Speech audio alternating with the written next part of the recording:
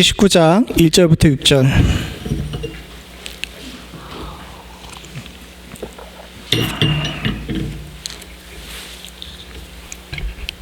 한 절씩 기도하겠습니다.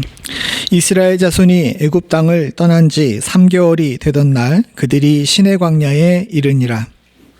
느비딤을 떠나 시내 광야에 이르러 그 광야에 장막을 치고 이스라엘이 거기 산 앞에 장막을 치니라. 모세가 하나님 앞에 올라가니 여호와께서 산에서 그를 불러 말씀하시되 너는 이같이 야곱의 집에 말하고 이스라엘 자손에게 말하라. 내가 애굽 사람에게 어떻게 행하였음과 내가 어떻게 독수리로 날개로 너희를 업어 내게로 인도하였음을 너희가 보았느니라. 세계가 다 내게 속하였나니 너희가 내 말을 잘 듣고 내 언약을 지키며 너희는 모든 민족 중에서 내 소유가 되겠고 너희가 내게 대하여 특별한 거룩한 백성이 되리라. 너는 이 말을 이스라엘 자손에게 전할지니라. 아멘. 제가 아까 전에 말씀드린 것처럼 주초에 몸살이 감기가 좀 걸렸습니다. 몸살 감기의 원인을 잘 생각해 봤더니 뭐였냐 하면 윷놀이였어요. 지난주에 너무 과하고 격하게 놀았더니 온몸에 근육통이 오면서 이제 그 전서부터 조금 안 좋았는데 이제 감기 몸살을 앓게 됐습니다. 근데 올해는 조금 이제 좀 심하게, 올 들어서 가장 심하게 조금 앓았던 것 같아요. 며칠 이제 끙끙끙 앓았는데, 제가 이 말씀을 드리는 것은 그런 가운데 이제 새벽 예배 설교를 준비하는 가운데 한 말씀이 저한테 크게 제 위로가 되더라고요. 그래서 오늘 본문 말씀을 들어가기 전에 이 말씀을 여러분들과 나누고 여러분들도 올 한 해 이 말씀이 여러분들에게 위로가 됐으면 좋겠다는 생각이 들었습니다. 우리 시편 18편 28절 29절을 한번 찾아서 읽어보시죠. 앞에는 없습니다. 여러분들 찾으시고 되시는 분들은 밑줄을 거놓으시든지 하셔가지고 힘들고 어려울 때마다 또 가끔 정신을 잃을 것 같을 때마다 한번 읽어보셨으면 좋겠어요. 시편 18편 28절 29절입니다. 자, 찾아서 같이 한번 읽어보죠. 시편 18편 28절 29절 함께 같이 있습니다. 시작. 주께서 나의 등불을 켜시며 여호와 내 하나님이 내 흑암을 밝히시리이다. 내가 주를 의뢰하고 적군을 향하여 달리며 내 마음을 의지하고 담을 뛰어넘나이다. 아멘. 예배 시작하면서 묵도하면서 제가 읽었던 본문이기도 하지만 제가 너무 힘들고 정신이 없는 가운데 말씀을 준비하는 가운데 하나님께서 딱 이 말씀을 만나는 순간 저한테 그 왜 전구 스위치 올리는 것처럼 불을 딱 켜시는 듯한 느낌이 들더라고요. 오늘날 세상이 굉장히 어둡고 어지럽습니다. 그래서 여기 28절에 나온 것처럼 흑암 가운데 우리들이 거하는 경우가 많아요. 그런데 사랑하는 성도님들, 우리가 그 흑암 가운데서 길을 찾는 것은 거의 불가능합니다. 하나님께서 여러분들의 등불을 켜시는 은혜가 있기를 간절히 소원합니다. 하나님께서 우리의 등불을 켜시고 그 등불을 켜심으로 말미암아서 하나님을 의지하고 해서 담을 넘을 수 있는 은혜가 우리 가운데 있기를 소원합니다. 오늘 말씀에 제가 왜 이 말씀을 먼저 드리냐게 되면 오늘 말씀은 부담스러운 말씀이에요. 그러니까 제가 이 말씀을 통해서 먼저 여러분들에게 위로를 먼저 전하고 나서 이제 부담스러운 말씀을 전하려고 합니다.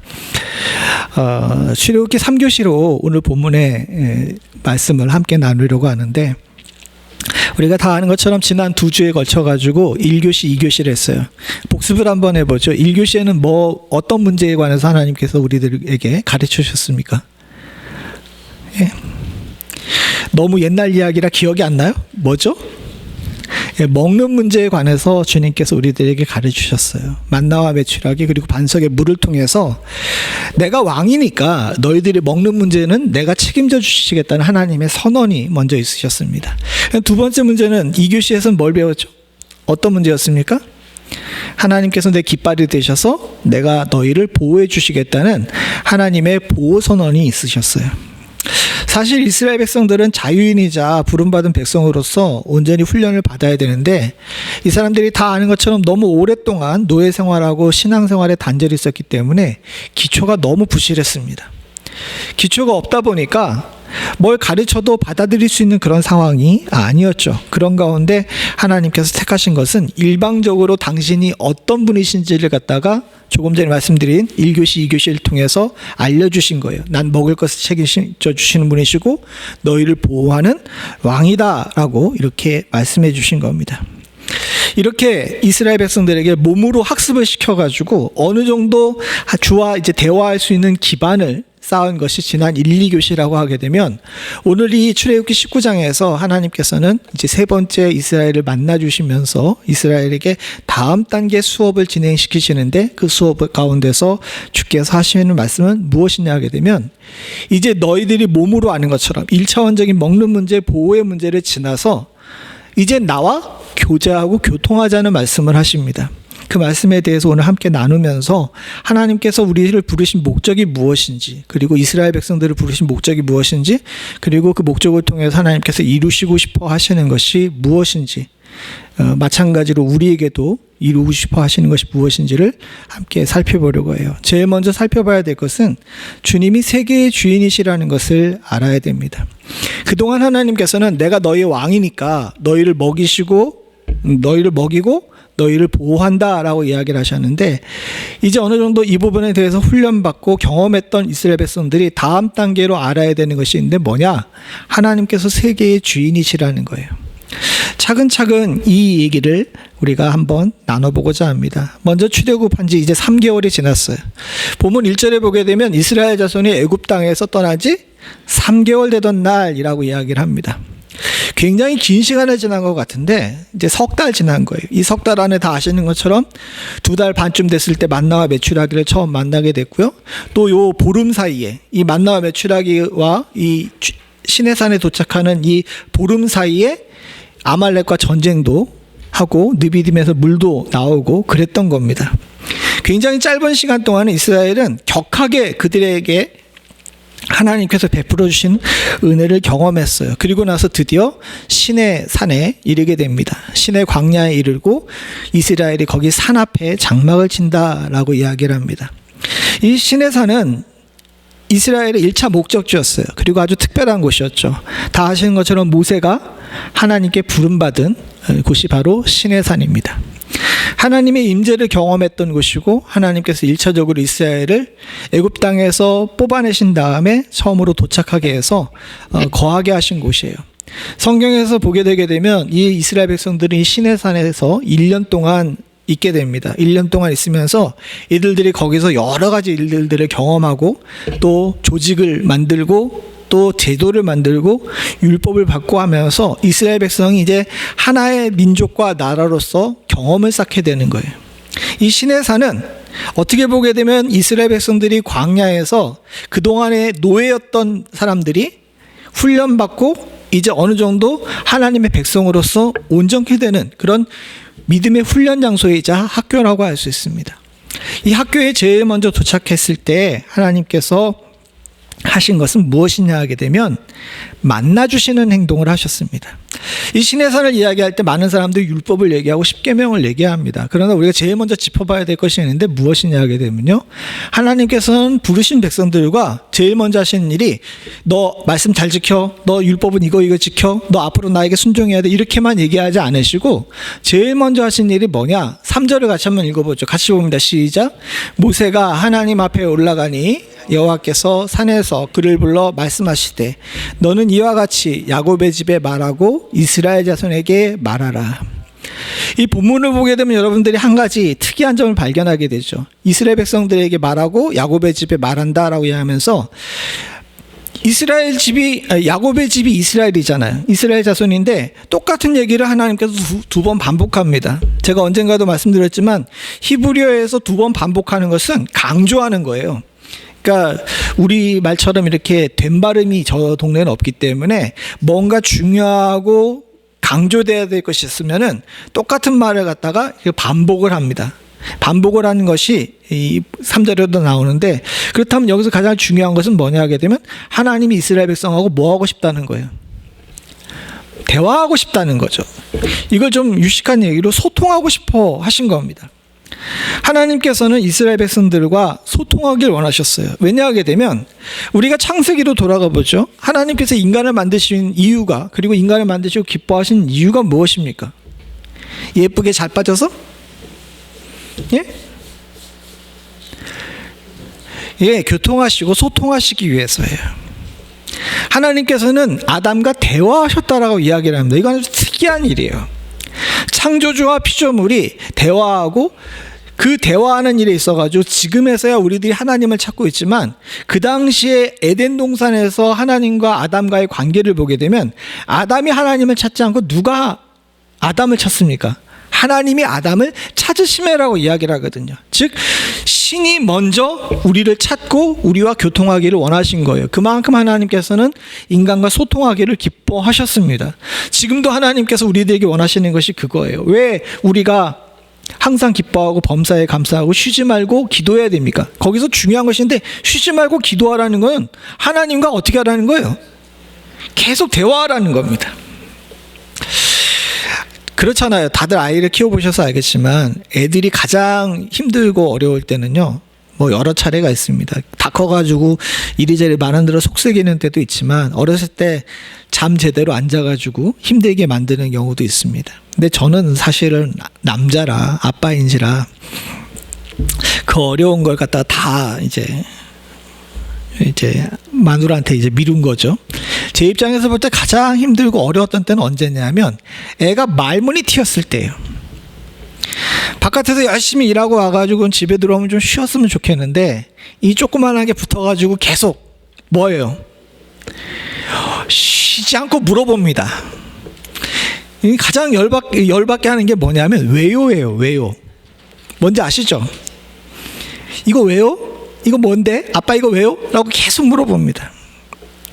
그러면요, 아무리 사랑하는 자녀를 하더라도 부모는 힘들어서, 야, 그거는 이제 엄마한테 가서 물어봐, 아빠한테 가서 물어봐, 서로 밀죠.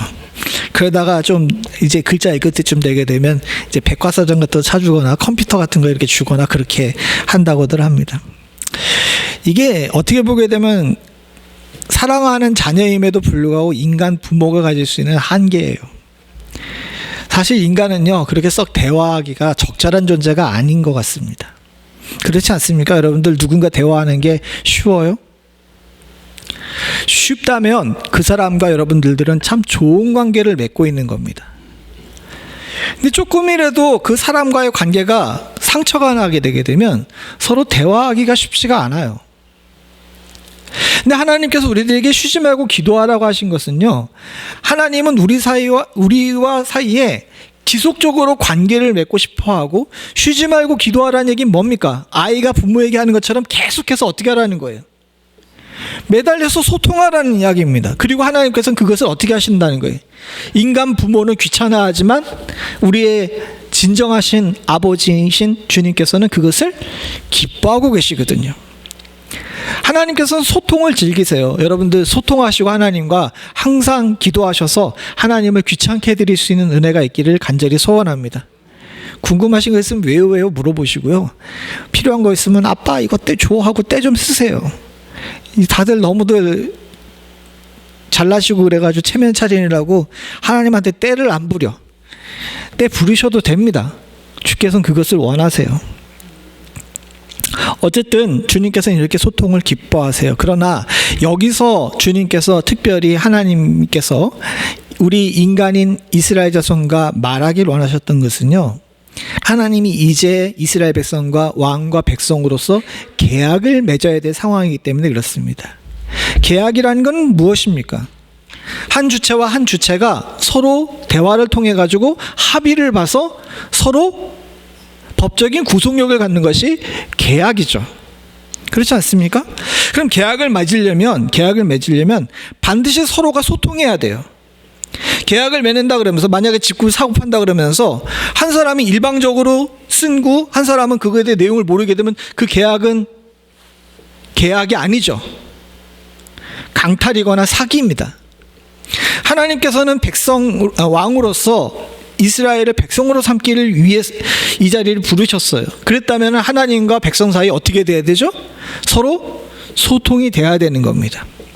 비록 중간에 모세라는 이 중보자가 끼어 있긴 하지만 하나님은 이스라엘 백성들과 반드시 소통하기를 원하셨어요. 그래서 이스라엘 백성들에게 하나님의 임재를 보여주셨고 이스라엘 백성들은 그 임재 앞에서 모두 무릎을 꿇고 특별히 모세를 통해서 내려온 여러 율법들을 그 계약들을 따르겠다라고 선서하고 선언하고 계약을 맺습니다. 그게 시내산 학교에서 하나님과 이스라엘 사람에게 한 일이에요. 그 일을 하기 위해서 하나님께서는 이스라엘 백성과의 소통이 너무도 중요한 것을 잘 알고 있었습니다. 그래서 여기서 반복해서 얘기하죠. 이같이 이스라엘 야곱의 집에 말하고 이스라엘 자손에게 말하라라고 이야기를 하시면서 다시 한번 말씀드리지만 소통을 강조하고 있는 거예요. 사랑하는 성도님들, 이처럼 하나님은 우리를 존중하고 우리를 기뻐하심을 기억하셔야 될 줄로 믿습니다. 하나님은 우리들에게 일방적으로 순종을 강요하는 압제자가 아니에요. 하나님은 우리에게 물어보십니다. 또 우리도 하나님께 물어봐야 합니다. 그리고 성도는 하나님과 서로 교통하고 소통하면서 하나님과 동행하는 자예요. 그러나 오늘날 많은 사람들을 보게 되면 하나님과의 소통을 힘들어하고 하나님과 관계 맺는 것들을 그저 의무로 여기는 경우가 많이 있습니다. 오늘날 많은 사람들이 교회가 약해지고 성도들이 약해졌다라고 이야기를 하는데 하나님은 약해지지 않았거든요. 근데 왜 교회와 성도들이 약해졌다는 모습을 보일까요? 왜 그럴까요? 하나님과 소통의 관계가 끊어졌기 때문이에요. 하나님께서는 우리를 한없이 존중하시고 정말 보잘것없고 개미 같은 우리들, 먼지와 같은 우리들을 무시하셔도 되는데도 불구하고 우리들과 소통하시기를 기뻐하시고 항상 먼저 손 내밀고 계시다는 사실, 우리를 존중하고 계시다는 사실을 여러분들 잊지 마시고 하나님과의 소통을 귀하게 여기실 수 있는 축복이 있기를 간절히 소원합니다. 이스라엘 백성들을 아직 훈련받지 않은 노예와 같은 상태였는데도 불구하고 하나님은 그들의 의견을 듣고 싶어 하셨어요. 그리고 그 의견을 듣고 함께 대화하기 위해서 이스라엘을 그 밑에 부르신 다음에 이 계약에 들어가기 전에 이스라엘 백성들에게 먼저 이 일을 위해서, 이 자리를 마련하기 위해서 하나님께서 어떤 헌신을 하셨는지에 대해서 이야기를 하십니다. 4절을 같이 한번 보겠습니다. 시작. 내가 애굽 사람들에게 어떻게 행하였음과 내가 어떻게 독수리 날개로 너희를 업어 내게로 인도하였음을 너희가 보았느니라. 앞에 말씀드렸던 것처럼 이스라엘 백성들은 하나님에 대한 지식이 아무것도 없어요. 우리도 마찬가지죠. 그런 상황 속에서 하나님께서 일방적으로 먼저 이스라엘 백성에게 당신이 어떤 분이신지를 보여주셨어요. 애굽 사람들에게 어떻게 행하였음, 열 재앙을 통해 가지고 애굽 사람들을 치셨잖아요. 그리고 그들이 자랑하고 됐던 문명을 흔드시고 이스라엘 백성들을 저들이 마지못해서 내어줄 수밖에 없는, 특별히 마지막에는 선물을 줘가지고 이거 가지고 가라고 할 정도로 그렇게 극진한 대접 속에서 내보낼 수 있게끔 하나님께서 이스라엘 백성들을 애굽에서 건져내셨어요. 그리고 홍해를 건넌 다음에 이 시내산에 이르기까지 참 많은 일들이 있었는데 그 가운데서 하나님께서 먹이시고 입히시고 보호하시면서 여기까지 인도하셨잖아요. 이걸 주님께서 뭐라고 표현하셨냐면 독수리 날개에 너희를 업어 옮겼다라고 이야기를 하셨습니다. 독수리 날개에 업어서 옮기신 거예요. 하나님께서는요, 이와 같이 우리를 향하여서 먼저 베푸십니다. 하나님은 우리를 통해 우리와 계약하시길 원하시지만 이 위대한 계약을 이루시기 위해선 하나님께서 먼저 당신이 어떤 분이신지를 이스라엘이 몸으로 체험할 수 있게끔, 그리고 영혼에 각인될 수 있게끔 만드셨던 거예요. 하나님과의 만남은요, 이론에만 그치는 것이 아닙니다. 하나님과의 만남은 경험이에요. 그리고 하나님의 만남은 체험입니다. 경험과 체험 똑같은 이야기인 것 같지만 조금 다르다는 걸 여러분들 잘 아시죠? 하나님은 우리의 삶 속에서 이미 충분히 설명하셨습니다. 사실 그래서 믿음이라는 건 참 희한해요. 어떤 사람들은 이론과 논리를 통해 가지고 믿음이 생긴다라고 생각을 합니다. 아주 틀린 말은 아니에요. 하나님을 힘써 배워야 합니다. 그렇기에 저도 열심히 말씀을 준비해서 이 말씀을 가르치고 여러분들도 말씀 속에서 하나님을 느끼기도 하죠. 그러나 사랑하는 성도님들, 이론도 중요하고 논리도 중요하고 교리도 중요하고 이 신학도 중요하지만 실제로 우리가 가장 하나님을 느끼는 때는 언제입니까? 예? 삶 속에서잖아요. 삶에서 하나님을 가장 크게 많이 느낍니다. 계절이 바뀜을 통해 가지고 하나님을 느낄 수 있고요. 새해의 지저김과 우려와 같은 천둥 소리 속에서 하나님을 느낄 수가 있고요. 이와 같은 자연에서뿐만 아니라 우리의 삶 속에서 때때로 내가 이해하고 또 내가 생각할 수 없는 방법으로 하나님께서 간섭하시는 것을 느낄 때가 있습니다. 솔직하게 얘기해 보시죠. 여러분들, 제가 열심히 여러분들에게 말씀을 전한다고 하지만 여러분들이 설교를 듣고서 신앙이 자라납니까? 자라난다고 해줘야 돼요, 여러분. 그래야 내가 헛수고가 가능하게 되지. 자라나죠. 그러나 이렇게 해서 자라나는 것은 아주 특별한 경우를 제외하고는 조금씩 자라납니다. 그래서 말씀을 듣는 일을 열심히 해야 되는 것은 뭐냐면요, 이와 같은 행위는요 차곡차곡 오랫동안 쌓여야 성장해요. 그죠? 근데 많은 사람들이 어떨 때 신앙이 갑자기 성장하냐 하면 바로 아까 전에 말씀드린 것처럼 체험할 때예요. 이스라엘 백성들에게 하나님께서는 먼저 이론과 논리로 이야기하지 않습니다. 이론과 논리는 이 20장 이후에 나와요. 그 전에 하나님께서는 일방적으로 어떻게 먹이시는지, 어떻게 보호하시는지, 그리고 어떻게 만나주시는지를 체험케 하셔서 이스라엘을 계약을 맺을 수 있는 상태만큼 강제로 성장을 시키시는 겁니다. 그 하나님께서 뭐라고 표현하셨냐면 독수리 날개로 너희를 업어 인도했다, 업어 옮겼다는 거예요. 생각해 보십시오. 독수리 날개 위에 어떻게 사람이 업힙니까? 저건 비유라고 이야기를 할 수도 있지만 논리적으로 설명이 안 되는 일이에요. 그러나 지난 3개월 동안에 쭉 일을 보게 되게 되면 이스라엘이 지나오면서 애굽의 군대로부터 해방되고 또 만나와 메추라기를 먹고 반석에서 물이 나오고 아말렉과의 전쟁에, 아마추어와 프로의 전쟁에서 아마추어가 승리하고 이런 일들은 그게 논리적으로 설명이 되는 일입니까? 매 순간 저들은 3개월 동안 기적과 같은 하나님의 인도 가운데 지나면서 이 시내산에 도착하게 된 거예요. 우리도 마찬가지입니다. 사랑하는 성도님들, 우리의 삶을 뒤돌아보시죠. 여러분들이 지금까지 신앙을 지킨 데에는 오랫동안 꾸준히 주일 성수하면서 또 말씀을 보면서 기도하면서 쌓아놓은 여러분들의 신앙의 여러 좋은 이런 경험들도 있지만 하나님께서 여러분들이 넘어지려고 하실 때, 또 하나님이 여러분들이 암흑 가운데 있을 때 여러분들을 이렇게 세우시고 등불을 켜주시고 또 넘지 못할 산과 같은 여러 위험과 어려움 속에서 여러분들을 들어서 옮기시는 그런 역사를 만나봤기 때문인 줄로 믿습니다. 그런 의미에서 볼 때 사랑하는 성도님들, 우리는 진짜로 만나와 메추라기를 먹지는 않았지만 지난 우리의 삶 속에서 1교시, 2교시를 우수한 성적으로 다 패스했는 줄로 믿습니다. 이 3교시에서 우리가 해야 되는 것은 뭐냐면 이와 같은 경험을 바탕으로 하나님을 인정하는 거예요. 하나님께서는 당신을 어떻게 표현하시냐 하면요, 5절 앞에 보게 되게 되면 세계가 다 내게 속하였다라고 이야기를 합니다. 저 말은 굉장히 이스라엘 백성들에게서 충격적인 말이에요. 사실 이걸 간단하게 이야기를 하면 다른 성경에는 하나님께서 내가 세계의 주인이다 라고 이야기를 합니다. 세계가 다 내게 소유다라고 이야기하면 세계의 주인이라는 이야기죠. 이게 왜 이스라엘 사람들에게는 충격이었냐면 우리에게서는 별로 충격이 아니에요. 여기 여러분들에게 물어보게 되면 여러분 세상의 주인, 우주의 주인은 누구시죠? 물어보면 여러분 뭐라고 대답하십니까? 이 기초적인 것도 대답이 안 되면 안 되는데 다시 열어볼게요. 여러분 세상의 주인은 누굽니까? 하나님이시라고 대답할 수 있죠.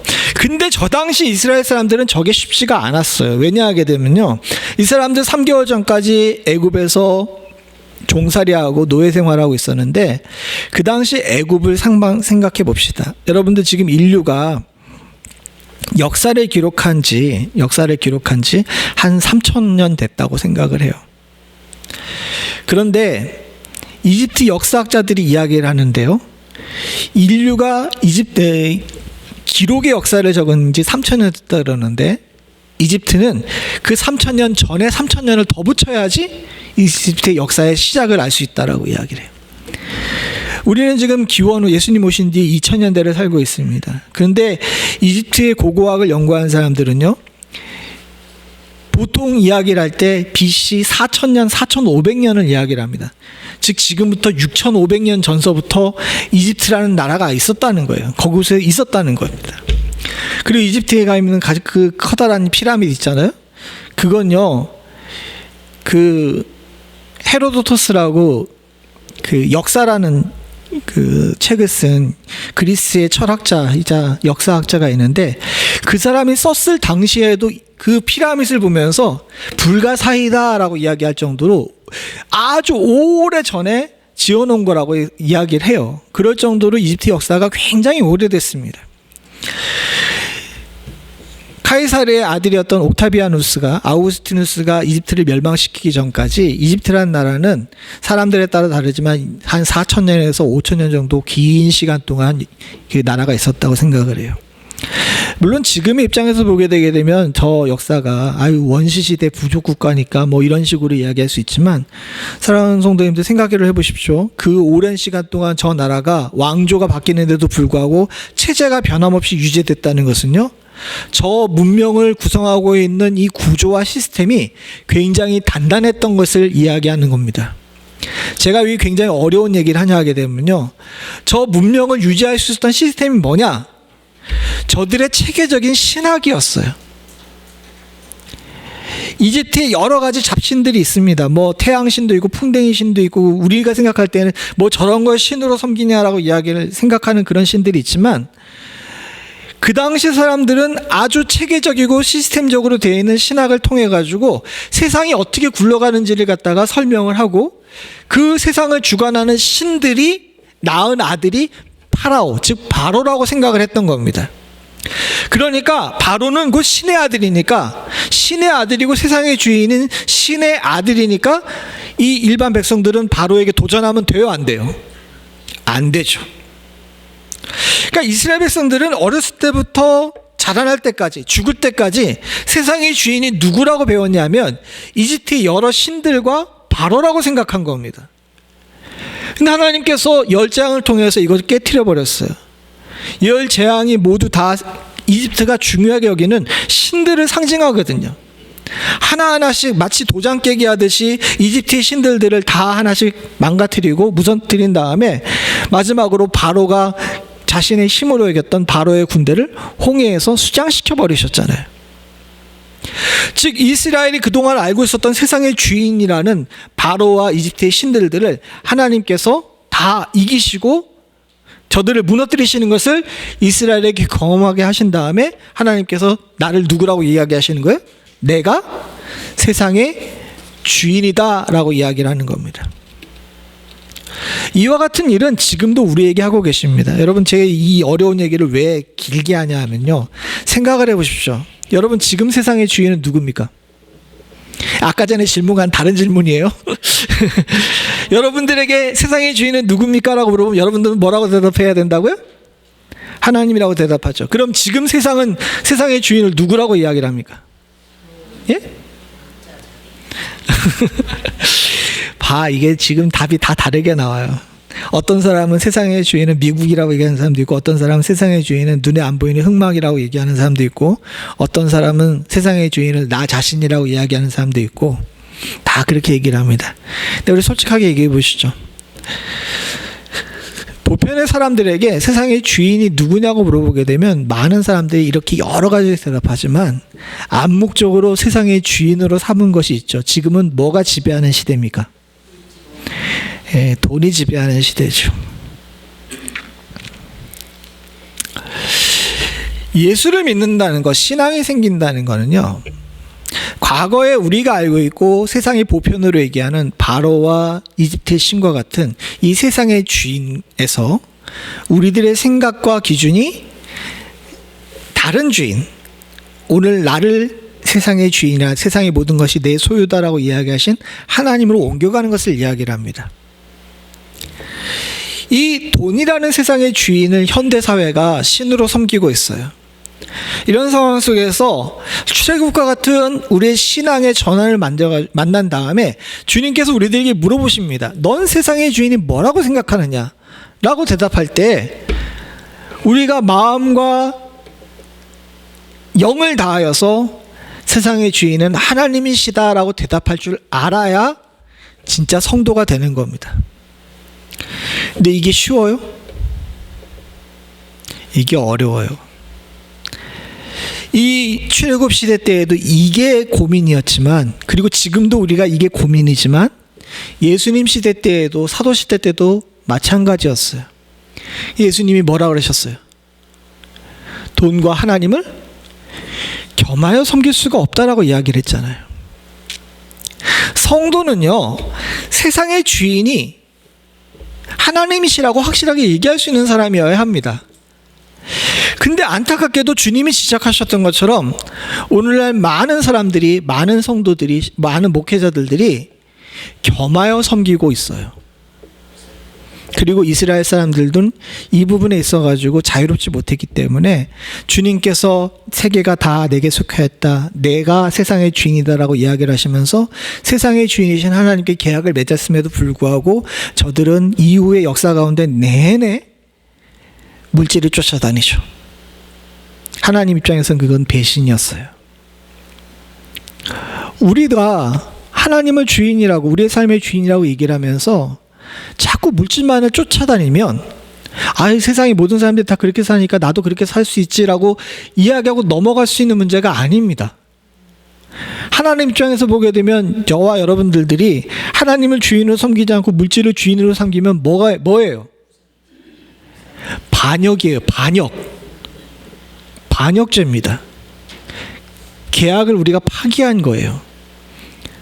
하나님이 그래서 이스라엘 백성들에게 많이 화를 내셨고 많이 야단해주셨던 겁니다. 오늘날 우리가 예수를 믿는다고 하면서도 정상적으로 하나님의 은혜를 온전히 누리지 못하는 이유는요, 하나님이 졸기도 하시고 주무시기도 하시기 때문이 아닙니다. 어디에 원인이 있는 겁니까?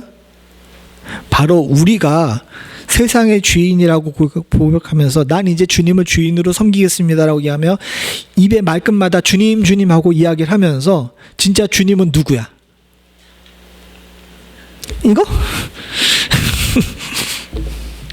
어느 목사님이 그런 얘기하는데, 내 주님은 저기 계시는데 이 땅에 있는 주님 참 끊기 힘들다라고 이야기하시는 목사님도 있는데, 왜냐하면 한국 교회는요, 이제 목회자들이 술을 안 마시지만 미국 교단들은 술 마시거나 담배 피우는 걸 금하지 않는 교단들이 많거든요. 그러니까 목사님들 중에 술 잘 마시는 분들이 미국 교회는 좀 많아요. 근데 그분 중에 한 분이 그런 얘기를 하시더라고요. 내 주님은 저기 계신데 이 땅에 있는 주님을 참 끊기 힘들다고. 근데 여러분들과 저에게도 적용하면 마찬가지잖아요.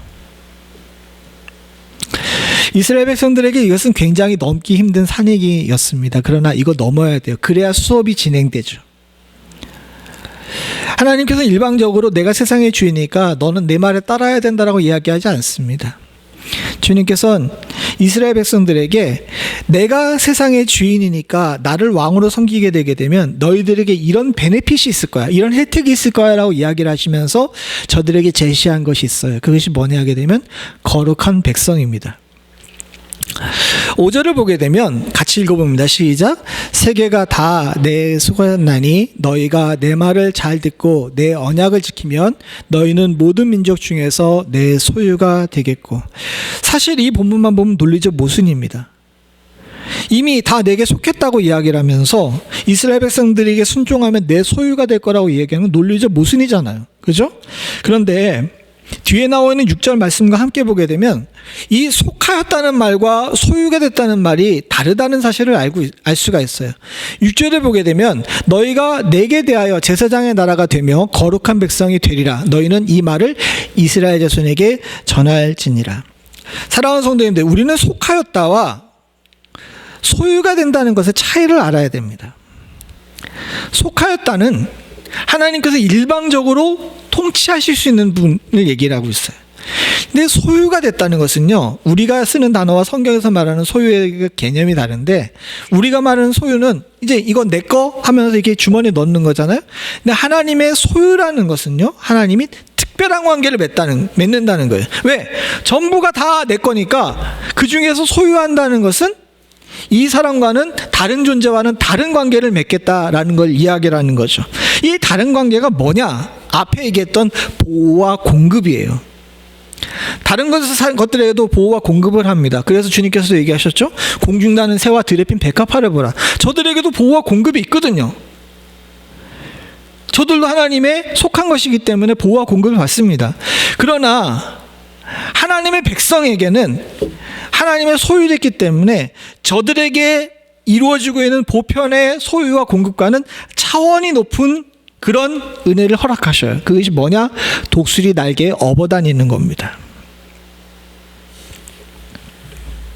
하나님께서는요, 우리가 주의 특별한 존재, 거룩한 백성이 되기를 원하세요. 그래서 다른 존재들이 누리고 있는 보호와 공급과는 차별이 되는 보호와 공급을 누리게 됩니다.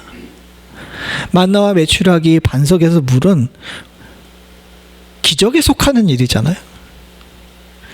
거룩한 백성이 된다는 것은요, 사랑하는 성도님들, 세상이 이루어지고 있는 여러 보편적인 자연의 법칙을 뛰어넘는 기적과 같은 일들이 저와 여러분들의 삶 가운데 항상 임하게 됨을 이야기를 하고 있는 것입니다. 지난 한 해도 저와 여러분들도 잘 생각해 보게 되면 기적과 같은 일들이 참 많이 일어났어요. 개인적으로 자제랑 같아가지고 이야기는 못하지만 저도 기적과 같은 일들이 벌어지게 됩니다. 벌어졌습니다. 그리고 돌이켜 생각해 보게 되면 야, 이게 맞아 라고 생각할 정도로 당황스러울 정도로 하나님께서 저에게 잘해주신 일들을 경험하게 돼요. 여러분들에게도 마찬가지잖아요. 세상 너무 힘들어, 불편해, 왜 이렇게 세상이 점점 안 좋아지는 거야 라고 이야기를 하고 있지만, 사랑하는 성도님들과 저의 삶 가운데 하나님께서 특별하게 해주시는 은혜들이 독수리 날개에 업어다니신 일들이 분명히 있는 줄로 믿습니다. 그것을 고백할 줄 아는 생활이 감사의 생활이에요. 우린 그것을 체험하고 그것을 고백할 줄 아는 복된 사람이 되어야 될 줄로 믿습니다. 그리고 더 나아가서는요, 궁극적으로 여러분들이 제사장의 나라가 되기를 원하세요. 제사장이라는 존재를 생각해 봅시다. 삐까번쩍한 옷을 입고 다른 사람들 앞에 서는 사람이 제사장이라고 생각하지만요, 진짜 제사장은요, 사랑하는 성도님들, 주님께서 주시는 복을 누리는 존재임과 동시에 다른 사람을 위해 희생하는 존재예요. 먼저 기도하는 존재이고, 먼저 헌신하는 존재이고, 먼저 세상을 바라볼 줄 아는 존재입니다. 안타깝게도 오늘날 많은 성도들은 자기 생활에 너무 집중하기 때문에 거룩한 백성까지는 하고 싶어 해요. 그죠? 하나님의 특별한 복 누리고 싶죠, 여러분들? 왜 아멘을 안 해? 여러분, 하나님의 특별한 복 누리고 싶으시죠? 예, 이것까지는 다들 하고 싶어 하십니다. 근데 제사장의 나라는 안 하고 싶어요. 왜? 힘들거든요.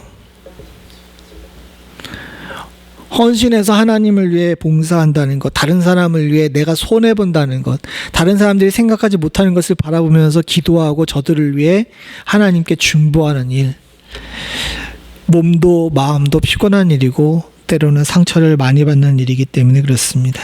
그러나 사랑하는 성도님들, 주님께서는 세계의 주인 되신 그분이 우리를 부르신 이유는요, 우리들에게 복 주시기 위하십니다라고 성경에 많이 쓰여 있지만 또한 동시에 우리들에게 소명을 주시기 위하심입니다.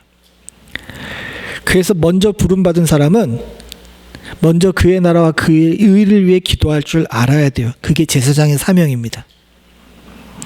사랑하는 성도님들, 하나님께서는요, 우리가 하나님과 세상 사이에 다리가 되기를 원하셨어요. 하나님께서는 세 번째 수업에서 하나님께서 이스라엘에게 그들을 구하시고 부르신 목적을 가르쳐 주셨습니다. 바로 제사장의 나라가 되는 거죠. 앞의 수업인 먹는 것과 보호하는 것의 수업보다는 한 단계 높은 차원의 수업입니다. 사실 1교시, 2교시는 하나님의 은혜의 영역이에요. 하나님께서 먼저 하나님의 백성이 어떤 삶을 살게 되는지 우리들에게 경험하게 하신 겁니다. 그죠? 우리도 그렇잖아요. 그렇게 다 경험을 했잖아요. 그렇다면 그 다음 단계의 소명을 아는 다음 단계 수업에 올라가야 돼요.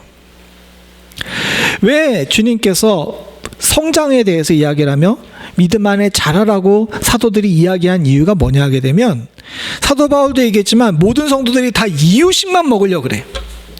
1교시 2교시만 하려고 그러죠. 근데 하나님께서는요, 1교시 2교시가 만약에 엘레멘터리 스쿨, 지금 초등학교나 국민학교 수준이라고 이야기하게 되면 이거 다 통과된다면 뭐 해야 돼요? 중학교 가야 돼요, 안 가야 돼요? 왜 대답을 안 해? 가야 돼요, 안 가야 돼요? 근데 왜 다 안 가? 다들 1, 2교시에만 머물러 있고 이 3교시 이후에 소명의 단계는 힘들어요. 왜? 거룩한 백성이 되려면 하나님 말씀을 순종해야 되는데 이거 안 하고 싶거든. 제사장의 나라가 되려면 세상을 향해서 죽어줘야 되는데, 한쪽 뺨을 맞으면 한쪽 뺨을 대줘야 되는데 이거 안 하고 싶거든요.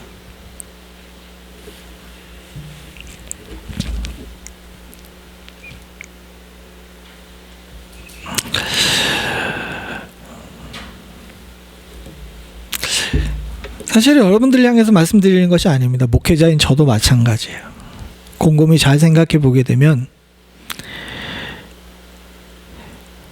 어느 정도 성장했다라고 생각하지만 자꾸 1교시, 2교시로 돌아가는 저의 모습을 보게 됩니다. 힘들고 어렵죠. 아까 전에 시편 18편에 읽었던 것처럼 흑암 속에 있을 때가 있습니다. 그럴 때마다 하나님께서 저와 여러분들의 등불을 켜시고 지금 우리가 어디 서 있는지, 앞으로 어디로 가야 되는지를 가르쳐 주시는 줄로 믿습니다. 하나님께서는 현대의 성도들에게도 동일하게 다가오세요. 먼저 사랑하시고 먼저 업어주시는 줄로 믿습니다. 여러분들에게도 다 그렇게 하셨는 줄로 믿습니다. 그리고 이제 주님께서 우리들에게 인생의 목적을 가르쳐 주세요. 그것은 뭐냐? 하나님을 세상의 주인으로 인정하고 그의 말씀에 순종하고 언약을 잘 지켜서 복받는 백성이 되고, 이 받은 복을 통하여서 세상을 위해 기도하는 존재가 바로 우리가 되기를 원하셨습니다. 우리에게 이것으로 삶의 목적을 던져주신 거예요. 그러나 현재 우리의 모습을 보게 되게 되면 하나님 말씀 듣지도 않고 자기 주장만 강하고 세상과 비굴하게 타협하면서 살면서 입으로는 구원받았다고 이야기하고 주님을 주인으로 생각하지도 않으면서 주님 주님 하며 주여 주여 하며 그렇게 살고 있습니다. 더 나아가서 세상을 향해 긍휼의 마음이 없어요. 내 삶이 바쁘거든요. 앞에 두 수업은 1교시, 2교시는 하나님의 일방적인 은혜의 영역에 속하는 일입니다. 이건 받기만 하면 돼요. 잘 받아 먹기만 하면 됩니다. 사실은 많은 사람들이 잘 받아 먹는 것도 잘 못해서 문제긴 하지만 만나 내려주시면 어떻게 하면 됩니까? 그냥 잘 받아 먹으면 돼요. 하라는 대로 아침에 가가지고 오늘 먹은 만큼만 얻어 먹으면 돼요. 이거는 잘 받아 먹기만 하면 됩니다. 그런데 지금 이번 수업부터는, 앞으로 진행될 수업부터는, 그리고 우리가 지금 진행되고 있는 수업에서는요, 주님께서 우리에게 물어보시고 선택하게 하십니다. 아까 전에 소통이라고 얘기했잖아요. 지금은 소통해서 물어보시고 선택하게 하세요. 그럼 여러분들, 지금 우리는 어떻게 대답을 해야 될까요? 여러분들도 다 답을 알고 계시기 때문에 말씀은 오늘 여기까지 할 겁니다. 근데 우리는 분명히 알아야 돼요. 세상에 많은 성도들이 1교시, 2교시에 머물러 있지만 하나님께서는 우리들이 자라서 3교시, 4교시 더 나가서 하나님 나라 들어가는 그 순간에 온전한 성화를 이루기를 원하시는 줄로 믿습니다. 제가 오늘 교사들과 말씀을 나누면서 그 얘기를 했는데, 목회자들도 좋은 얘기, 편안한 얘기, 부흥할 만한 이야기 하고 싶어요. 여러분 모두 다 부흥하고 잘 되고 모두 다 형통할 겁니다 라는 이야기만 하고 싶죠. 말씀을 전하면서 지난 수요일날도 말씀을 드렸는데, 가장 어려운 게 뭐냐 하게 되면 나도 잘 못 지키는데 어떻게 이 말씀을 하느냐라는 것에 대한 아픔과 무거움이 있습니다. 그러나 그 모든 것들을 지고 넘어가서 해야 되는 것은요, 저에게 맡겨진 소명이고 또 여러분들에게 맡겨진 소명이 있기 때문입니다. 하나님께서는 저와 여러분들에게 소명을 주셨어요. 성도로서, 목회자로서, 때로는 아버지로서, 때로는 어머니로서, 때로는 여러분들의 직장에서 여러분들의 위치로서의 소명을 주시는 줄로 믿습니다. 근데 이 소명에 우리는 응답해야 되는데 오늘날 많은 성도들이 무지성이라는 게 여러분들이 멍청하다는 이야기가 아닙니다. 영적으로 무지성하다는 거예요. 영적으로 무지성하게 그저 세상의 관성을 따라 사는 경우가 많이 있습니다. 왜 성경에서 지금은 깰 때라라는 이야기를 그렇게 많이 하시는지를 전 잘 몰랐는데 요즘 들어서 그런 생각들을 많이 하게 됩니다. 세상이 많이 어둡습니다. 단순히 정치적인 이야기, 경제적인 이야기를 하는 것이 아니라 저는 영적인 이야기를 하고 있는 거예요. 오늘날 세상의 많은 부분들이 엉망으로 돌아가는 가장 큰 이유는요, 교회와 성도들이, 목회자들이 자기 때문입니다. 이 잔다는 것은요, 실제로 자는 문제가 아니라 주님께서 자꾸 물어보시는데 대답을 안 하는 게 자는 거예요. 사랑하는 성도님들, 우리부터 먼저 주께서 물어보실 때 내가 세상의 주인이라는 걸 인정하니? 내 말에 순종할 거니? 내 언약을 지키고 거룩한 백성으로 살 것이니? 너 제사장의 나라로서 세상을 향해 기도할 거니? 라고 물어보실 때 여러분들이 그 질문에 하나하나 대답하실 수 있는, 그리고 제가 그 질문에 하나하나 대답할 수 있는 은혜가 있기를 소원합니다. 그것이 주께서 우리들에게 원하시는 믿음의 성장인 줄로 믿습니다. 사랑하는 성도님들이 모두 다 주 안에서 자라나 주의 장성한 분량에 이르실 수 있는 축복이 있기를 간절히 소원합니다. 같이 기도하시겠습니다. 하나님 아버지, 세상이 몹시도 어두운 가운데 있는데 주님께서 우리들의 등불을 켜셨는 줄로 믿습니다. 이 등불이 꺼지지 않을 수 있도록 주님, 저희들 항상 깨어서 슬기로운 다섯처녀처럼 등불을 잘 지킬 수 있는 은혜가 저희 가운데 있게 하여 주시옵소서.